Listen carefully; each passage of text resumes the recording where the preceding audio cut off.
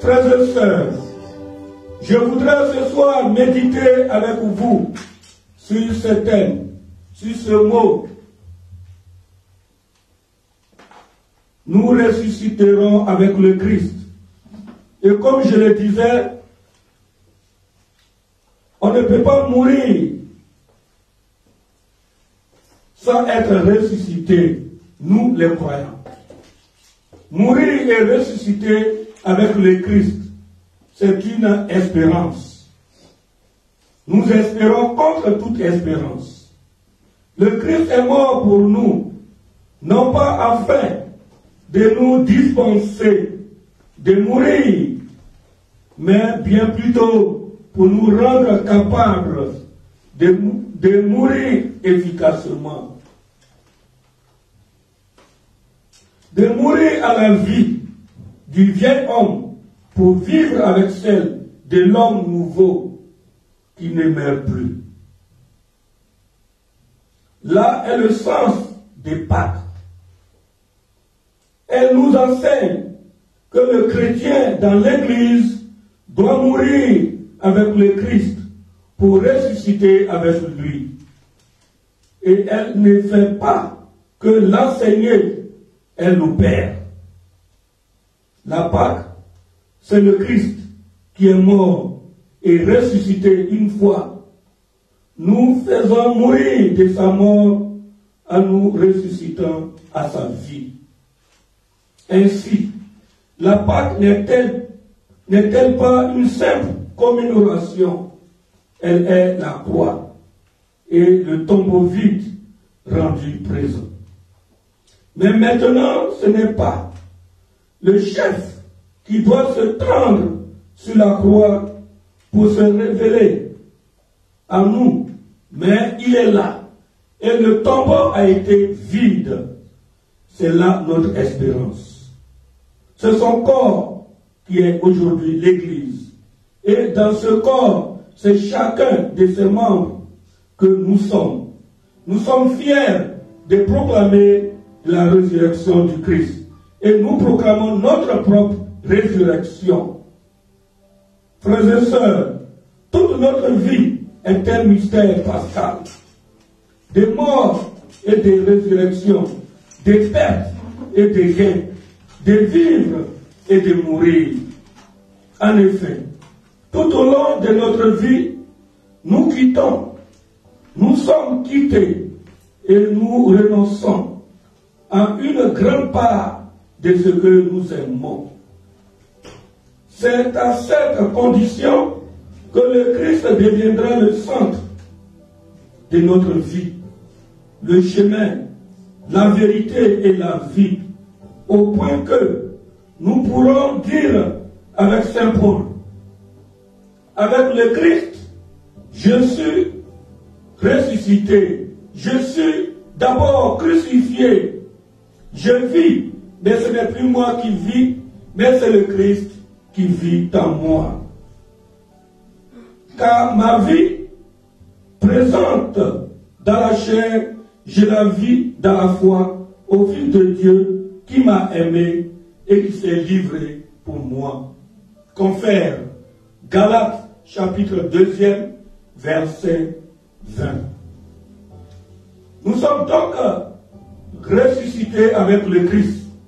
Si nous sommes ressuscités avec le Christ, nous devons vivre en l'homme libre, c'est-à-dire de la loi qui conduit au péché, libre du péché qui conduit au désespoir, à la mort.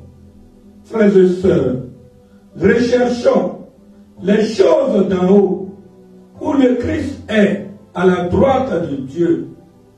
Nous sommes, et notre vie est désormais cachée avec le Christ en Dieu. Confère Colossiens chapitre 3, verset 1. Oui, frères et sœurs, vous êtes ressuscités avec le Christ. Recherchez donc la réalité d'en haut. C'est là qu'est le Christ, assis à la droite de Dieu.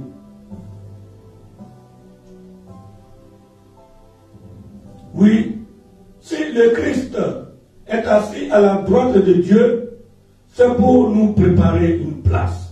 Et chacun de vous, chacun de nous a sa place. Nous croyons à celui qui nous a dit la vérité. Il est la vérité en personne. Tout ce qu'il nous a enseigné pendant les 3 ans, il a accompli parfaitement. Le Christ est avec nous. C'est pourquoi tout chrétien baptisé, nous croyons à ce Jésus qui est mort. Et par le baptême, nous mourons avec lui et nous ressuscitons avec lui. Mais ressusciter, ça veut dire quoi?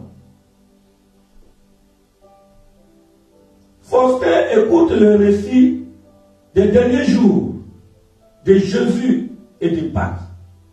Quand son père prononce le ressuscité, la question fuse. Ça veut dire quoi? Ressusciter. Ce n'est pas évident de parler du mystère de la résurrection aux enfants. Les enfants de 4 ans, 5 ans, 6 ans. L'enfant comprend que tout ce qui est vivant, meurt un jour. Les fleurs, les animaux, parfois un grand-parent. Mais alors, comment parler de l'après-mort, de la vie après la mort, de ce passage incroyable, de la mort à la vie?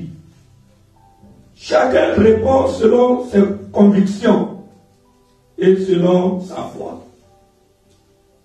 Avec les tout petits, on peut déjà commencer par leur parler des passages qu'ils connaissent bien, comme celui du printemps, qui revient après l'engloutissement de l'hiver, ou du jour qui revient après la longue nuit. Et qu'il y a un autre passage vraiment mystérieux que les chrétiens appellent la résurrection. Ressusciter donc, c'est vivre à nouveau, après avoir été mort. Mais vivre après la mort, voilà qui défie l'imagination. Dans les histoires que l'homme se raconte pour se faire peur, un mort qui vit, c'est un fantôme, un revenant, ou quelque chose de ce genre. Seulement voilà, Jésus ressuscité n'est rien de tout cela. Ressuscité, c'est être relevé de la mort et devenir vivant, comme Dieu est vivant. Après cette mort sur la croix, Jésus, au matin de Pâques, est vivant d'une manière nouvelle. Il a accompli pleinement sa promesse. Il a dit à ses apôtres, après 3 jours, je serai ressuscité. Jésus est mort pour nous, puis il est ressuscité. C'est inouï. Et lorsque l'on croit que Jésus a pu mourir de notre mort et renaître à une nouvelle vie, on croit aussi à la promesse de cette même vie pour chacun de nous. Celui qui vient avec moi ne mourra pas dans les ténèbres, mais il aura la lumière de la vie. Confère Jean chapitre 2, verset 12. La promesse d'une vie nouvelle qui reste aussi mystérieuse pour les grands que pour les petits.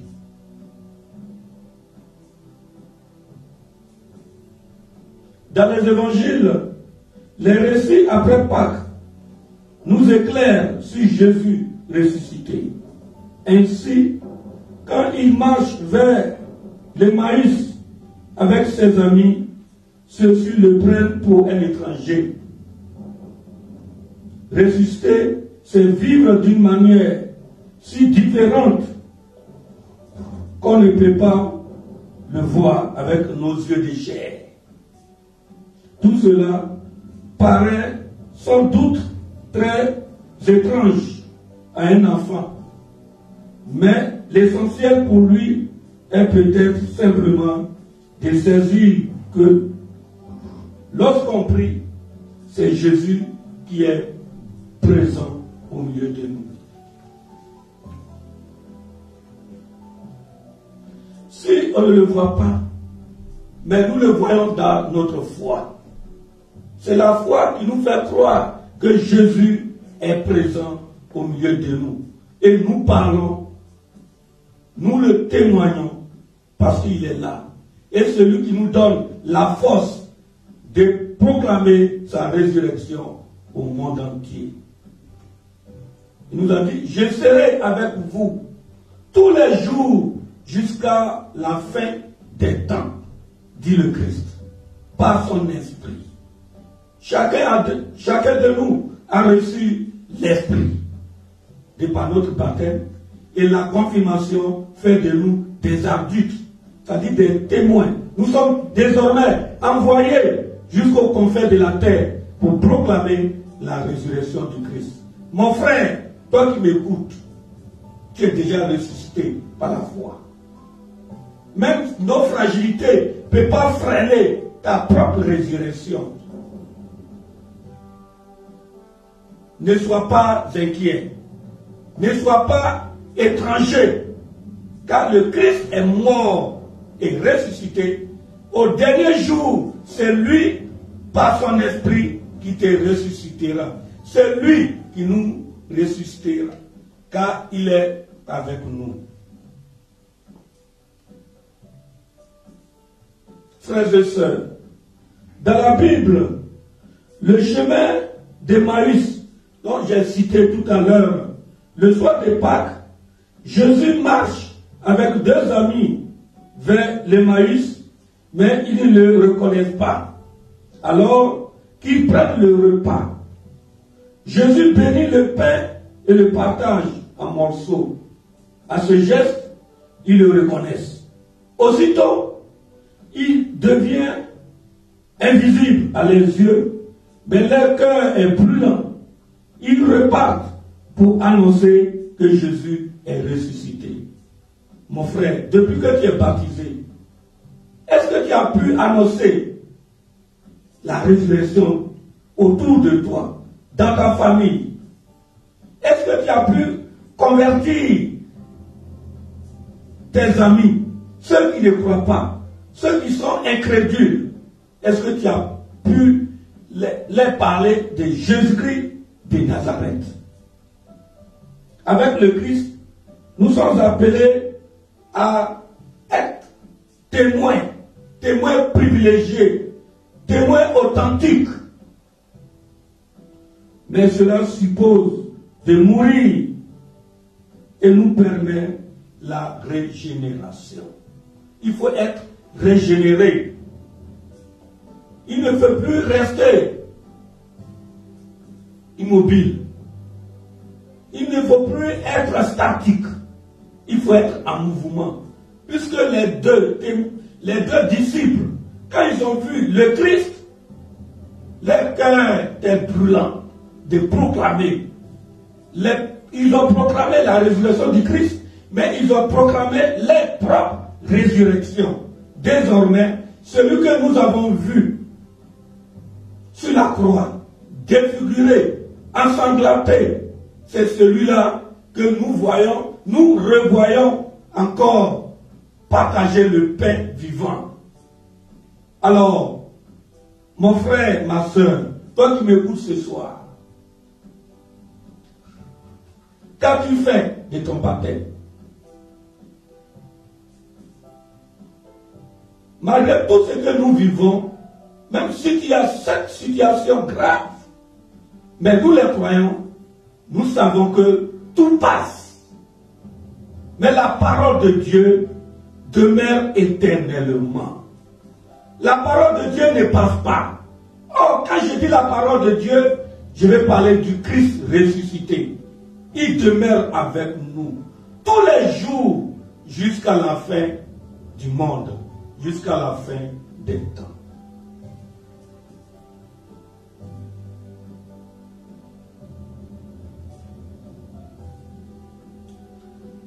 Mon frère, par le baptême, nous sommes ressuscités. En Colossiens, chapitre 2, verset 12, on peut lire cette phrase. Ensevelis avec lui par le baptême, vous avez été ensevelis par Jésus, mais vous êtes aussi ressuscités avec lui dans une vie nouvelle. Ce que je vous propose de faire dans cette page de l'Évangile, c'est de vous expliquer la signification du baptême. Du point de vue de son lien avec la résurrection de Jésus. Et j'aimerais particulièrement mettre l'accent sur l'importance de la résurrection. Quelle est la pertinence de la résurrection sur la question du baptême? Et quelle est la signification de la résurrection pour la personne qui a été baptisée? L'évidence historique de la résurrection de Jésus est un sujet que je ne prendrai pas en compte, puisque j'ai tellement parlé de la résurrection du Christ et les autres qui m'ont précédé l'ont si bien dit. J'admets que ceci mérite quelques explications. Prenons l'illustration suivante. Supposons que nous sommes en état de guerre. Votre ville se fait assaillir par l'ennemi. Des balles sont tirées de toutes parts. À un moment donné, quelqu'un s'aperçoit qu'on est en train de vous viser. Cette personne se jette aussitôt devant vous au même instant qu'on entend la détonation du fusil qui était dirigé dans votre direction. La balle atteint cette personne et elle meurt. Par ce geste, vous venez d'échapper de justesse à la mort. Le fait que cette personne ne revienne pas à la vie n'enlève rien au fait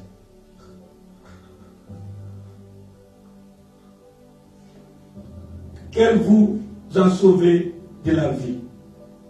Par sa mort, votre vie a été épargnée. Maintenant, frères et sœurs, réfléchissez à ce que le Seigneur Jésus a fait.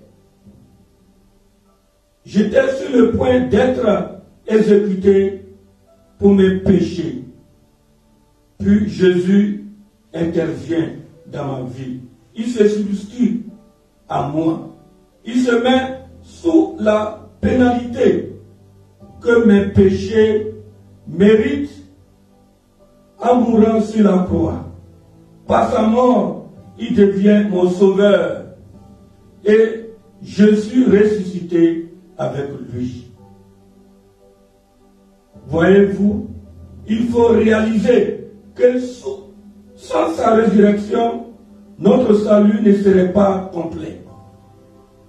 Et je dirais même qu'il n'y a pas de salut sans résurrection. Maintenant, nous allons voir quelles sont les conditions pour être ressuscité. Quelles sont les conditions? Parce que nous vivons sur la terre des vivants, mais un jour, le Seigneur nous appellera en jugement. Mais quelles sont les conditions? La première condition, c'est d'abord la repentance. et il faut aussi avoir la foi. Chaque jour, Dieu nous donne la grâce de vivre. Mais est-ce que nous prenons le temps de nous convertir? Est-ce que nous prenons le temps de nous refaire spirituellement?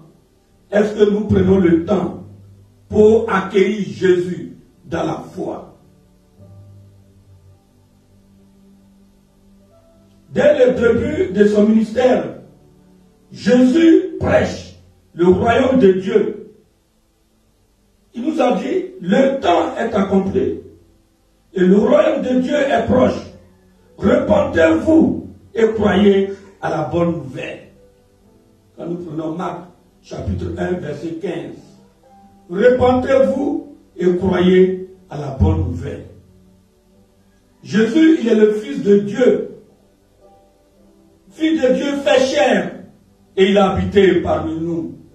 Il nous a enseigné le secret du royaume.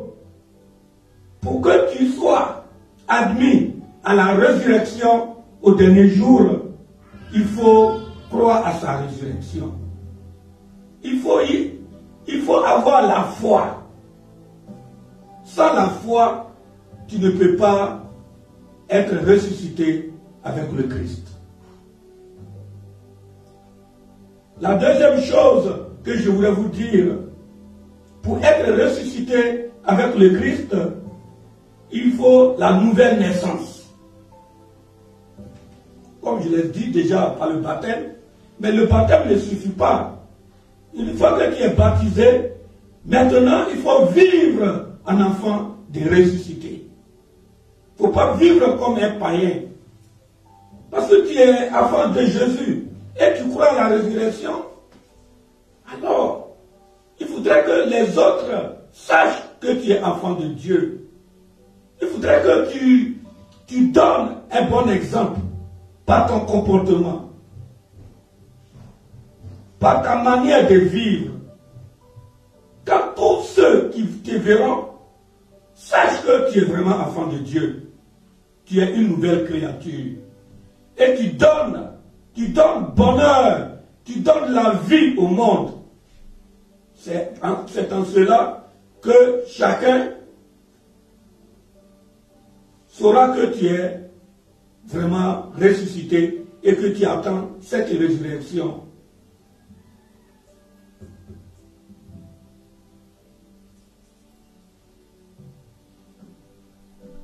Oui, frères et sœurs,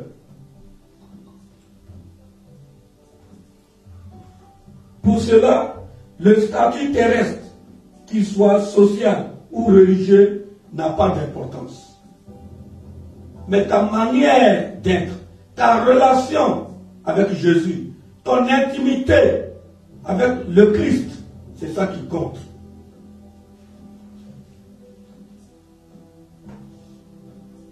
Jésus disait un jour aux sacrificateurs et aux anciens qu'ils avaient rejeté l'appel de Jean le Baptiste à se repentir. Parce qu'ils croyaient que Jean-Baptiste venait leur proclamer la vie de Dieu. Il fallait se convertir pour croire à celui qui va venir.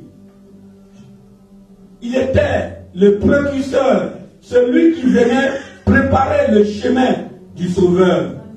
Mais est-ce que ces pharisiens-là ont cru? Aujourd'hui, frères et sœurs, nous soyons vraiment dans la croyance, dans la pratique. Le monde compte sur nous. Nous disons que nous sommes chrétiens et nous faisons autre chose. La deuxième chose que je voudrais vous dire, il faut vivre dans l'humilité et dans la simplicité.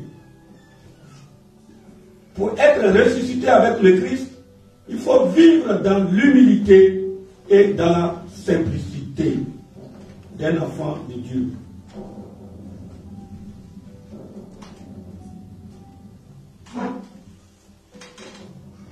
La quatrième chose, c'est l'obéissance à la volonté de Dieu. Il faut obéir à Dieu aux hommes. Mais obéir à Dieu, c'est marcher sur les pas du Christ ressuscité et croire à la bonne nouvelle. Il faut revoir ta vie et à partir de là, tu donnes ta vie au Seigneur.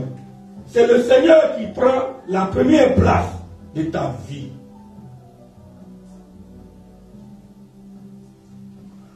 La quatrième chose, c'est l'amour pour Dieu. Il faut aimer Dieu plus que tout. Et en cela, Saint Jacques reprend les mêmes thèmes que Jésus affirme. Dieu n'a-t-il pas choisi les pauvres aux yeux du monde pour qu'ils soient riches en la foi et héritiers du royaume qu'il a promis à ceux qui l'aiment. L'amour pour Dieu dans un monde où les fidèles peuvent être pauvres aura sa contrepartie dans le royaume futur où Dieu récompensera les foi. Saint Jacques nous exhorte que sur la terre, il faut t'effacer. Et il faut remettre ta vie en Dieu et pour Dieu. L'amour pour Dieu, c'est ça qui doit compter.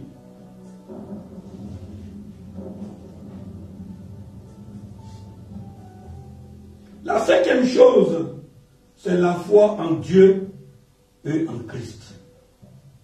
Pour être ressuscité, il faut la foi en Dieu et en Christ. Un amour pour Dieu et pour les hommes, il faut mettre tes pas dans les pas du Christ ressuscité. Et ce n'est pas ta vie qui compte, puisque tu l'as aimé. Mais en aimant Dieu, tu dois transcender cet amour en l'homme. Puisque Dieu, tu ne le vois pas. Le Christ, tu ne le vois pas, mais tu vois ton frère. Quand ton frère a des problèmes, tu dois l'aider. Tu dois mettre cet amour en exergue.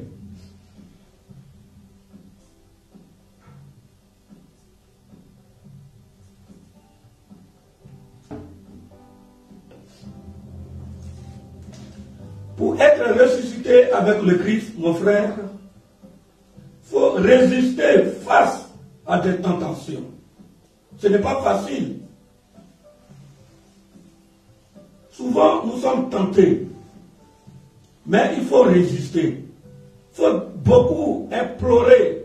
Il faut beaucoup invoquer l'Esprit Saint. Celui qui doit nous donner la force pour résister contre les choses du monde. Pour ressusciter aussi avec le Christ, il faut avoir un désir pour la parole de Dieu. Il faut désirer la parole de Dieu. Il faut manger la parole de Dieu. Il faut la ruminer et que ton ventre devienne la bibliothèque de Dieu. Quand tu passes, on sait que c'est un chrétien qui passe. Puisque tu t'es nourri de la parole de Dieu. Tu as le désir du royaume. Tu sais que sur la terre est passagère. Nous sommes des étrangers sur la terre. Mais durant toute ta vie, tu désires avoir le ciel. C'est ça un chrétien.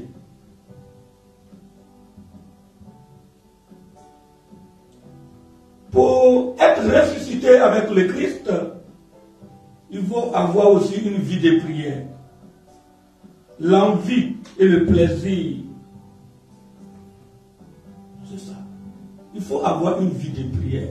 Il faut avoir l'envie de prier. Tes plaisirs résident dans la prière. Parce que les hommes de ce monde, ceux qui ne croient pas à la résurrection, ils croient au plaisir. Plaisir mondain. Mais toi qui crois à la résurrection, tu ne dois pas faire comme celui qui croit aux choses qui passent. Mais tu dois mettre toute ta vie, tout ton être, tout ton esprit, toute ton âme en celui que tu crois. Oui, frères et sœurs, une vie chrétienne publique qui n'est pas cachée, mais qui est assumée et confessée. Tu dois assumer ta condition humaine. Puisque le Christ, il n'a pas trahi sa parole, il allait jusqu'au bout. C'est lui notre maître. Et enfin, pour ressusciter avec le Christ, frères et sœurs, il faut croître dans la sainteté. Il faut croître dans la sainteté. La sanctification est essentielle pour tout chrétien.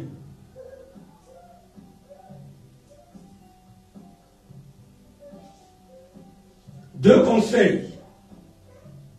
Voici mes deux meilleurs conseils pour toi, mon frère. Le premier, c'est prier notre Seigneur et de donner l'assurance du salut. Parce que c'est un cadeau que nous ne méritons pas, mais qu'il peut nous donner par amour. Je t'invite aussi à lire entier 1 Jean.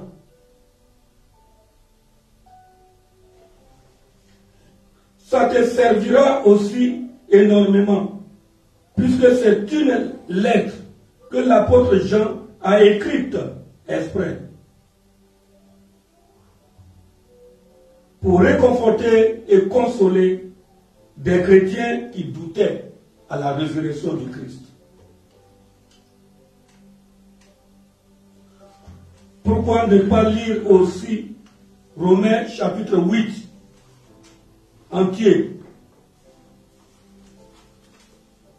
Oui, frères et sœurs, voilà les mots que le Seigneur a mis sur les lèvres ce soir pour vous exhorter sur la résurrection et sur notre propre résurrection.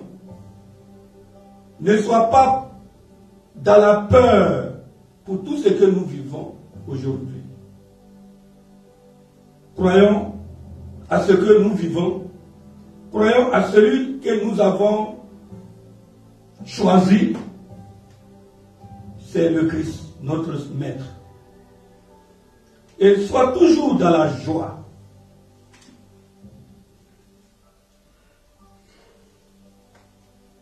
La joie vient de Dieu.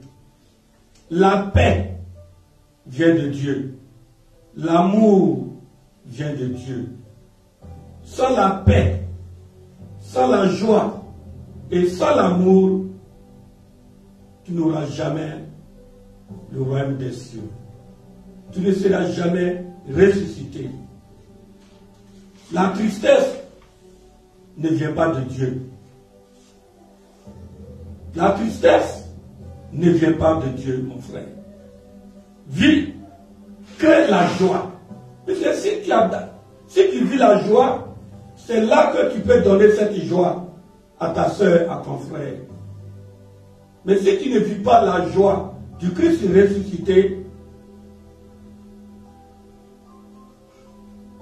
c'est quelle joie tu donneras à l'autre? Quand l'autre te verra triste, il ne pourra pas venir te demander conseil. Vivons dans la joie du Christ mort et ressuscité et croyons à notre propre résurrection, car c'est par pure grâce que nous aurons la résurrection du Christ, que le Christ nous donnera sa résurrection. Puisque nous croyons à l'Esprit Saint. C'est l'Esprit qui nous donnera aussi la force d'être là où Jésus est.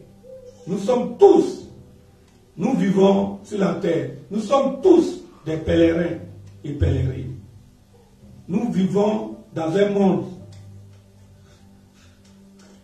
qui n'est pas le nôtre. Nous sommes étrangers. Jésus-Christ nous appellera un jour vers lui. Il nous appellera en jugement. N'ayons pas peur. Posons des actes justes afin que le Christ nous trouve nets et irréprochables. Que Dieu nous bénisse et nous donne toujours sa grâce pour toujours le témoigner en temps et à contre-temps. Que Dieu nous bénisse. Amen. Amen.